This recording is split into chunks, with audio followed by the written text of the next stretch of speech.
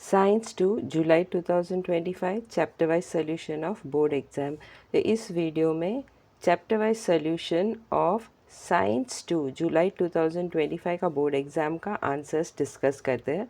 First lesson कौन सा है? Heredity and evolution. इसका फर्स्ट क्वेश्चन क्या है? State whether the following statement is true और फॉल्स। ये 1 मार्क का क्वेश्चन है। इसमें क्या स्टेटमेंट दिया है? Evolution is the gradual change occurring in living organisms over a long duration. ये ट्रू स्टेटमेंट है। This is given in page number 3। Page number 3 में यहाँ पे दिया है evolution is a gradual change occurring in living organisms over a long duration। तो same statement दिया है, therefore this statement is a true statement। Question 2, observe the given animals and answer the questions। दो figure दिया हुआ था, figure A और figure B दिया हुआ था, और दोनों भी फिगर जो है वो पेज नंबर 6 में दिया हुआ है। फिगर ए और फिगर बी क्या है? You can see over here, figure A this figure was given और फिगर बी में दिस फिगर वाज गिवन। तो ये दोनों फिगर को ऑब्जर्व करके you have to answer question A and B. Question A क्या है? Identify the animals shown in above figure. तो इसका आंसर है figure A is duck bill platypus and figure B is lung fish. You can see over here, figure A what is this? Duck bill platypus, और figure B what is this figure? Lungfish। Next question, question number B में क्या दिया है? State the type of evidence of evolution related to above animals. तो इसका answer क्या है? The type of evidence of evolution related to duck bill platypus and lungfish is connecting links. तो answer क्या है? Connecting link. That is also given in page number 6। तो figure A duck bill platypus और figure B lungfish is related to which type of evidence of evolution? Connecting links। तो answer क्या है? connecting links। तो answer is what? connecting links। Question 3, answer the following questions. इसमें 3 question दिया है, question ए, question B, question सी, और ये 3 marks का क्वेश्चन है। और लेसन के एंड में जो एक्सरसाइज है उसका क्वेश्चन नंबर 6 सेम क्वेश्चन है। क्वेश्चन ए क्या है? Define vestigial organs in human body. Question A का आंसर पेज नंबर 5 में दिया है। The definition of vestigial organs क्या है? डीजेनरेटेड और under developed useless organs of organisms are called as vestigial organs। Question B क्या है? Write names of any two vestigial organs in human body. तो इसका आंसर क्या है? Appendix and muscles of ear pinna और vestigial organs in human body. That is also given in page number 5।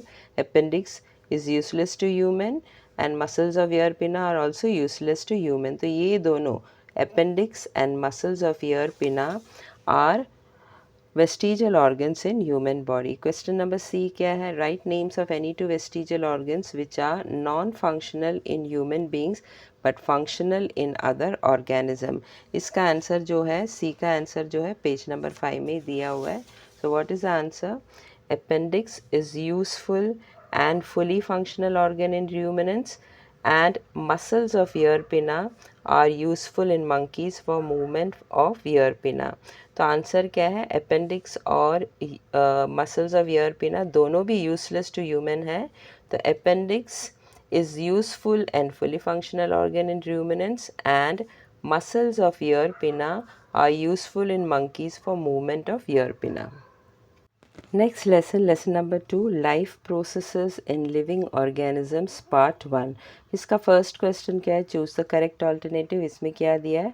Our muscle perform dash type of respiration during exercise. इन चारों option में से right answer कौन सा है? Option B anaerobic. तो answer क्या है? Option B anaerobic. ये 1 मार्क का क्वेश्चन है, और लेसन के एंड में जो एक्सरसाइज है उसका क्वेश्चन नंबर 1F जो है सेम क्वेश्चन है।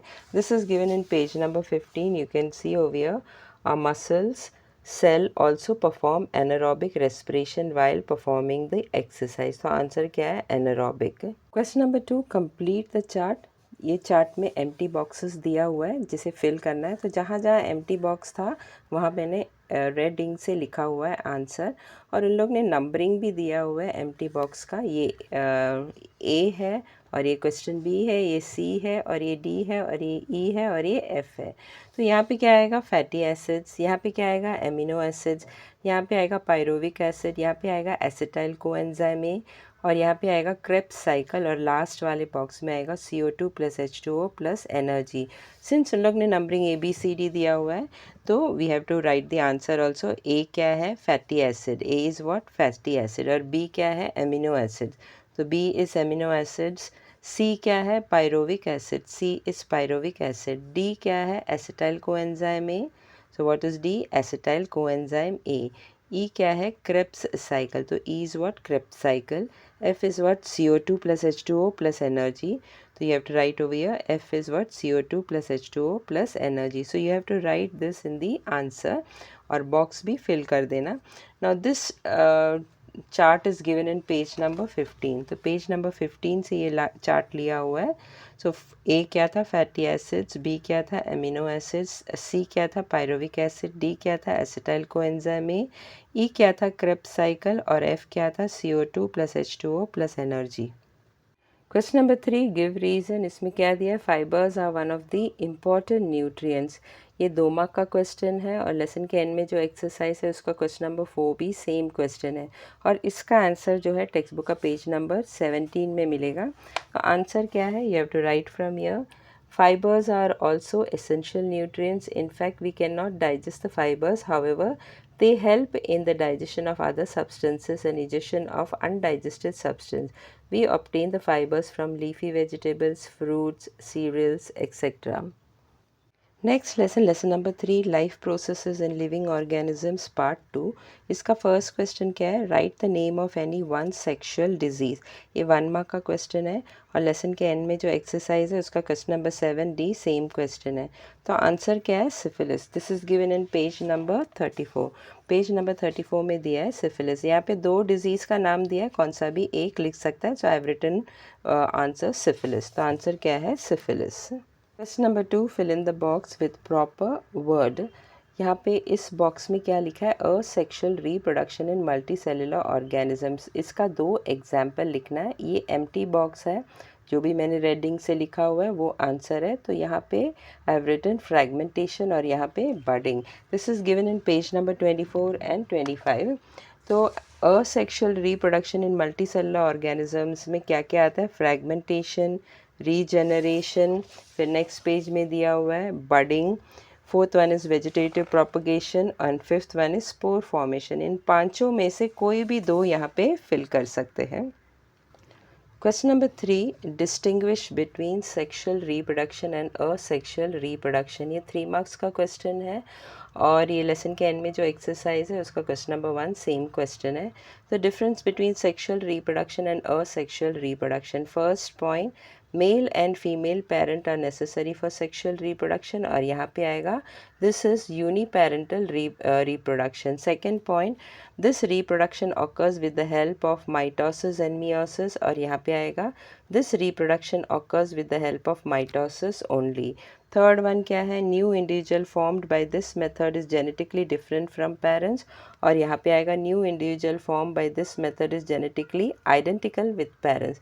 Since it is 3 marks question तो 3 डिस्टिंग्विश पॉइंट तो देना ही ज़रूरी है और ये पेज नंबर 34 में दिया हुआ है.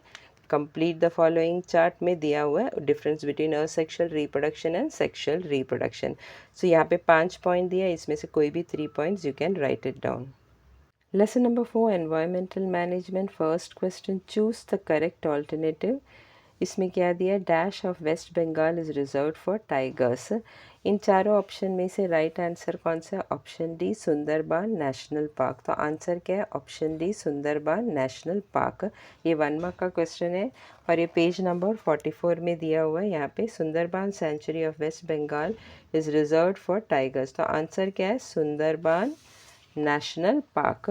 नेक्स्ट क्वेश्चन, क्वेश्चन नंबर 2 में क्या दिया है?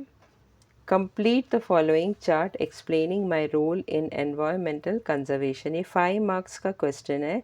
इसमें 5 ब्लैंक बॉक्सेस है जो फिल करना है और हर एक बॉक्स के लिए एक एक मार्क है.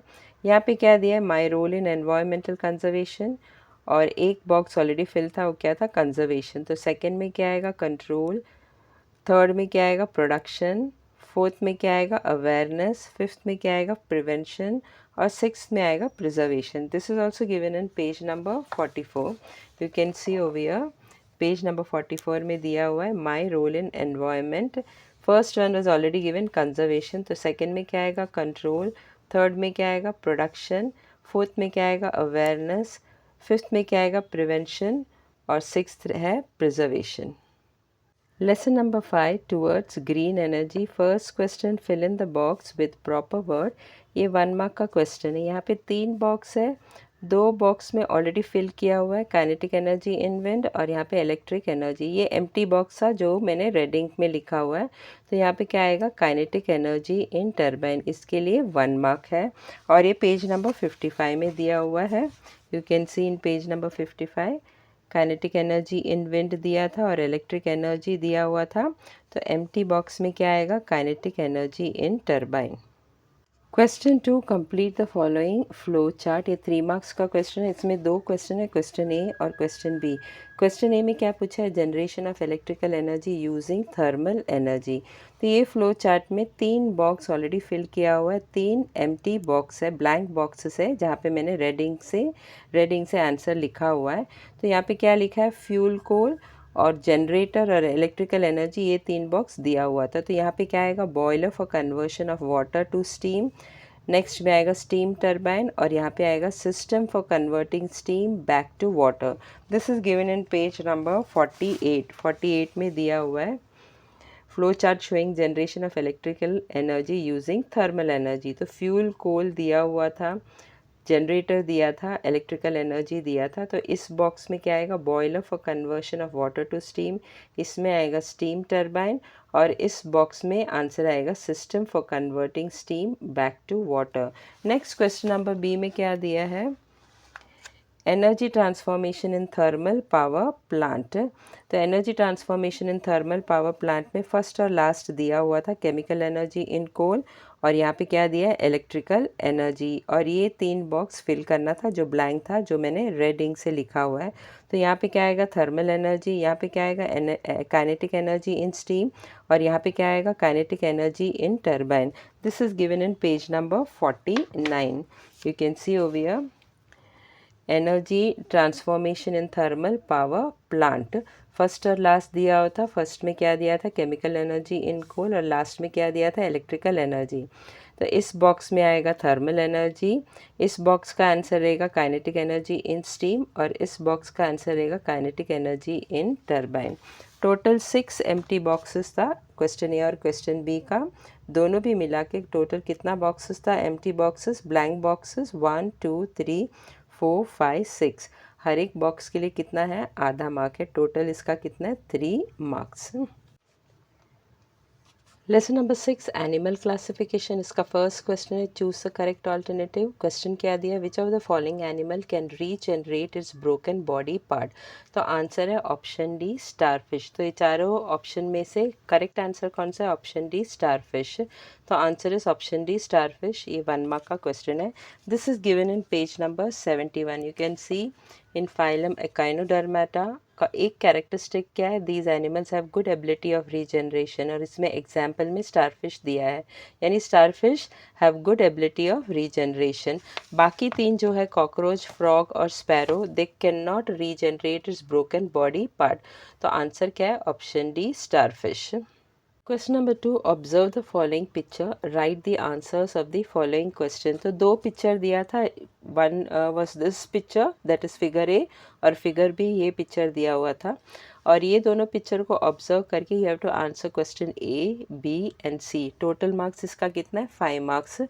अभी फिगर ए जो है that is given in text book page number 73 और फिगर बी जो है it is given in page number 74। तो figure A was this figure, what is this dogfish और this is given in page number 73 और figure B जो है वो page number 74 में है। so this was the figure which was given in figure B and what is this pigeon। now let us answer the question A, B and C। तो ये picture को observe करके you have to write the answers of question A, B and C। Question A में क्या पूछा है, identify the class of animals shown in above pictures. तो कौन सा क्लास को ये बिलोंग करता है, तो dog fish belongs to which class and pigeon belongs to which class, that you have to answer. तो क्वेश्चन ए का आंसर है figure A is dog fish which belongs to the class Pisces, figure B is pigeon which belongs to class Aves. तो figure A क्या है, dog fish, और ये कौन सा क्लास को बिलोंग करता है, पाइसेस। और फिगर बी क्या है, फिगर बी इज पीजन, और ये कौन सा क्लास को बिलोंग करता है, एव्स, तो it belongs to class Aves. Question B में क्या पूछा है, which similarities are shown in above animals from the adaptation point of view. तो इसका आंसर है body of dogfish is spindle shaped to minimize water resistance, and body of pigeon is also spindle shaped to minimize air resistance. तो दोनों का body structure कैसा है, spindle shaped है, दोनों भी स्पिंडल शेप्ड है। इसका बॉडी स्पिंडल शेप्ड है टू मिनिमाइज वाटर रेजिस्टेंस, और इसका बॉडी स्पिंडल शेप्ड है to minimize air resistance. What is the question C, why these animals are included in different class in spite of their similarities। तो दोनों में एक similarity है, क्या है, दोनों का बॉडी स्ट्रक्चर जो है स्पिंडल शेप्ड है, फिर भी dog fish belongs to class Pisces and pigeon belongs to class Aves. तो दोनों को अलग अलग क्लास में क्यों रखा है, तो उसका आंसर है Dogfish is cold-blooded and aquatic, breathes through gills, has scales on the body and uses fins for swimming, whereas pigeon is warm-blooded, adapted for aerial life, breathes through lungs, has feathers covering their body and uses wings for flying in air. Hence, these animals are included in different class in spite of their similarity. तो इसका दोनों में similarity है लेकिन दोनों में differences भी बहुत है. What are the differences? ये जो है डॉगफिश जो है वो कोल्ड ब्लडेड एनिमल है और पीजन जो है वो वार्म ब्लडेड एनिमल है। डॉगफिश जो है वो एक्वेटिक एनिमल है यानी पानी में रहता है, और ये जो है हवा में उड़ता है। डॉगफिश कैसे ब्रीथ करता है, थ्रू गिल्स, और पीजन कैसे ब्रीथ करता है, थ्रू लंग्स। और लोकोमोशन के लिए, स्विम करने के लिए डॉगफिश क्या यूज़ करता है, फिन यूज़ करता है फॉर स्विमिंग। और पीजन जो है लोकोमोशन यानी उड़ने के लिए क्या यूज़ करता है, विंग्स यूज़ करता है। और dogfish body is covered with what, scales, and pigeon's body is covered with what, feathers. So these are the many differences in both the animals, that is why they are kept in different class. Lesson number 7, introduction to microbiology. First question, match the correct pair, ये 1 mark का question है। और lesson के end में जो exercise है उसका question number 2 ए same question है। कॉलम ए में क्या दिया है, xylitol, और कॉलम बी में से ये तीनों में से राइट आंसर कौन सा, option B, to impart sweetness. तो आंसर क्या रहेगा, xylitol, option B, to impart sweetness. ये पेज नंबर 81 में दिया हुआ है, ये टेबल में दिया हुआ है। You can see in this table it is given xylitol artificial sweetener. तो आंसर क्या है, xylitol to impart sweetness. Question 2, complete the table. This is 2 marks question. यहाँ पे एक टेबल दिया हुआ है, 2 कॉलम है। फर्स्ट कॉलम में क्या दिया है, माइक्रोब्स का नाम दिया हुआ है, और सेकंड कॉलम में नेम ऑफ द बिवरेज दिया हुआ है। और यहाँ पे 2 ब्लैंक है which we have to fill it. Answer मैंने रेडिंग से लिखा हुआ है। तो फर्स्ट वन क्या दिया, लैक्टोबैसिलस ब्रेविस, इसमें से कौन सा, ये माइक्रोब यूज़ करके कौन सा बेवरेज बनता है, coffee. Next they have given Candida Hansenula Pichia Saccharomyces, ये माइक्रोब सब यूज़ करके कौन सा बेवरेज बनता है, cocoa. Third one they have given Saccharomyces cerevisiae, इससे कौन सा बेवरेज बना सकते हैं, वाइन। फोर्थ में भी वही माइक्रोब का नाम दिया है, सैक्रोमाइसिस सेरिविसिया, इससे ये माइक्रोब यूज़ करके we can also make cider. अभी दोनों में सैक्रोमाइसिस सेरिविसिया दिया है, इसमें ग्रेप में अगर सैक्रोमाइसिस सेरिविसिया यूज़ करेंगे तो विल गेट वाइन, उसी तरह एप्पल में अगर सैक्रोमाइसिस सेरिविसिया यूज़ करेंगे तो विल गेट साइडर। तो ये ब्लैंक में क्या आएगा, कोकोआ, और ये ब्लैंक में क्या आएगा, साइडर। दोनों के लिए, इसके लिए 1 मार्क है और इसके लिए 1 मार्क है, टोटल 2 मार्क्स का क्वेश्चन है। This is given in page number 80, ये टेबल पेज नंबर 80 में दिया हुआ है। यहाँ पे Lactobacillus brevis coffee, Candida Hansenula Pichia Saccharomyces से which beverage can be made, cocoa. तो यहाँ पे ब्लैंक था तो उसका आंसर क्या था, कोकोआ। उसी तरह सैक्रोमाइसिस सेरिविसिया अगर ग्रेप्स में यूज़ करेंगे तो वी विल गेट वाइन, और सैक्रोमाइसिस सेरिविसिया अगर एप्पल में यूज़ करेंगे तो व्हाट विल गेट, साइडर। तो यहाँ पे भी ब्लैंक था तो आंसर क्या था, साइडर। तो ये दोनों ब्लैंक का आंसर था। ये इस ब्लैंक का आंसर क्या था, कोकोआ, और इस ब्लैंक का आंसर क्या था, cider. Question number 3, complete the paragraph with the help of words given in the bracket. ये 3 मार्क्स का क्वेश्चन है। यहाँ पे एक पैसेज दिया हुआ है और पैसेज में बीच बीच में ब्लैंक्स दिया हुआ है, और ये ब्लैंक्स को फिल करना है which I have written in red ink.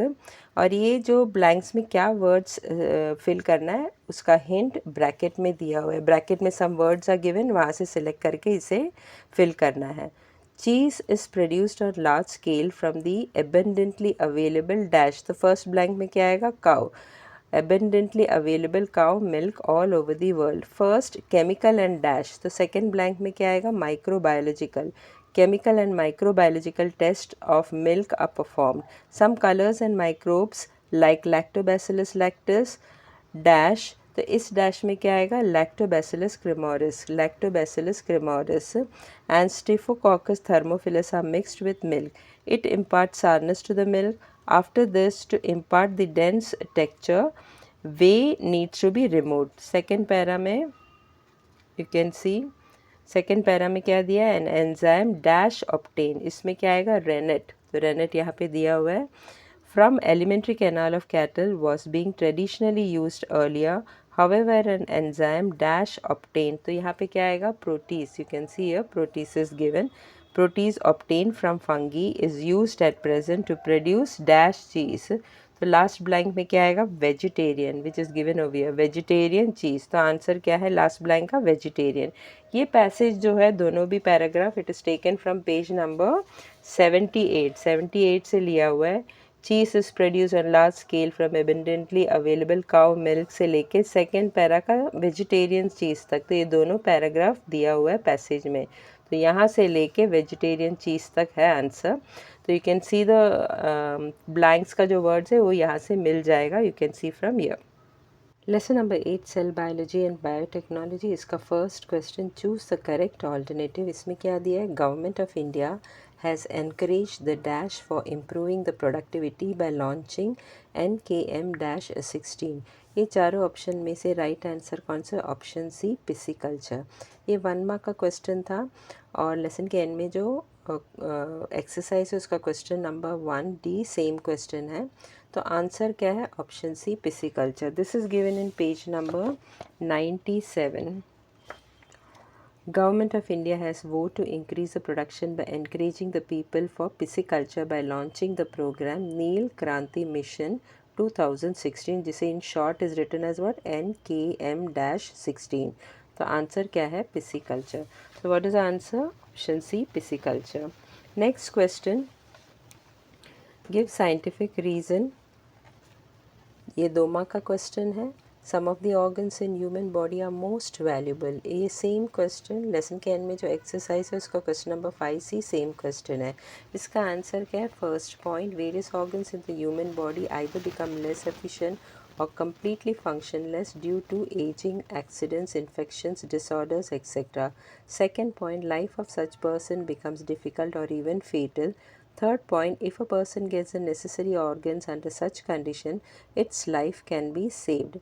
Fourth point, during the life of an individual, organs like, यहाँ पे कॉमा आएगा, during the life of an individual, organs like kidney, skin, etc. can be donated, and after death, organs like liver, heart, eyes, etc. can be donated to the needful person.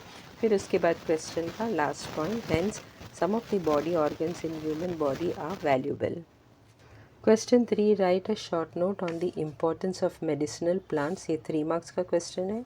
इसका answer क्या है? First point, India has been gifted with a great biodiversity. Second point, we have a great tradition of Ayurveda that cures diseases with the help of natural sources.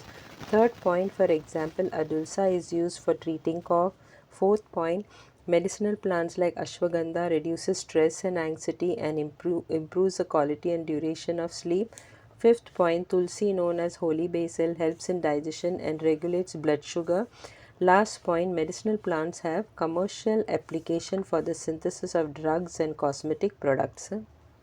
Lesson number 9, social health. First question, select the odd one out. ये 1 mark का question है. इसमें क्या दिया है? Gutkha, yoga, alcoholic drinks, cigarette.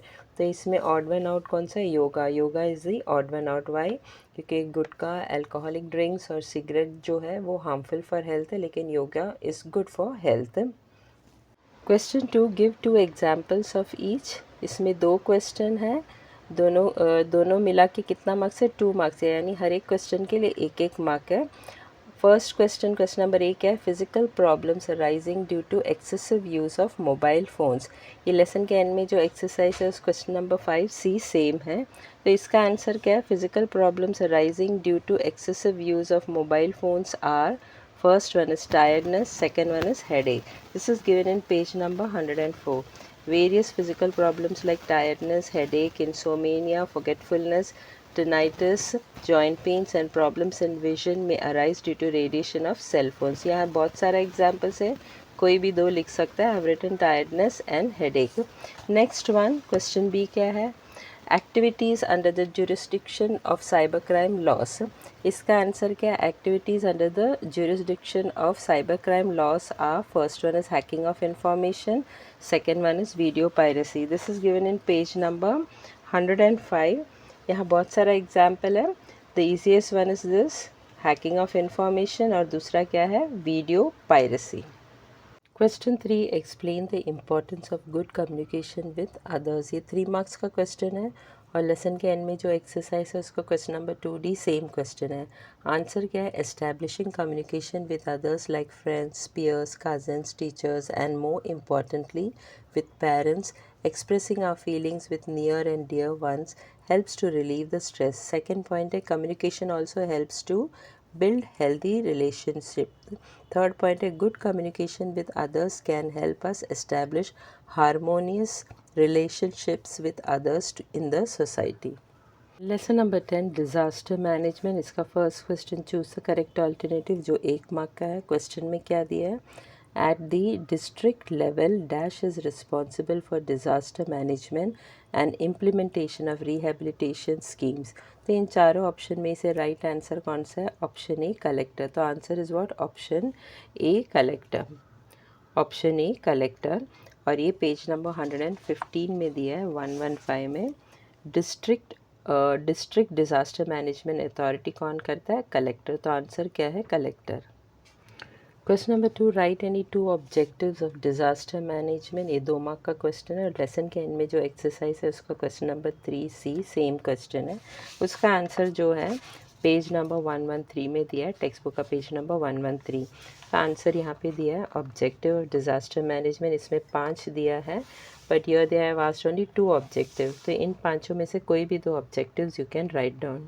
Question number 3, identify the type of disaster and right its effect. तो यहाँ पे 3 दिया हुआ है, एक तो है terrorism, second one forest fire और थर्ड वन थेफ्ट है. तो ये कौन सा टाइप ऑफ डिज़ास्टर है बताना है और इसका इफेक्ट भी बताना है. टोटल इसका कितना है, 3 मार्क्स है.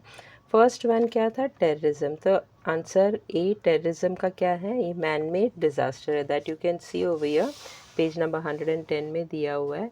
Terrorism comes under which, man-made disaster. अब इसका इफेक्ट क्या है, that you have to write in your own words. So what is the effect of terrorism? Effect is terrorism results in death, injury and long-term psychological trauma for victims and their families. B क्या है, forest fire. तो B forest fire है. इसका कौन सा type of disaster है, biological disaster. You can see over here, forest fire comes under biological disaster. अब इसका इफेक्ट क्या है, that you have to write in your own words. Effect is what, forest fire destroys forest, eliminating habitats of plants and animal, causes air pollution, global warming. C क्या है, theft. Theft कौन सा इसमें आता है, it is a man made disaster और इसका effects क्या है, theft can cause financial losses, fear, anger etcetera.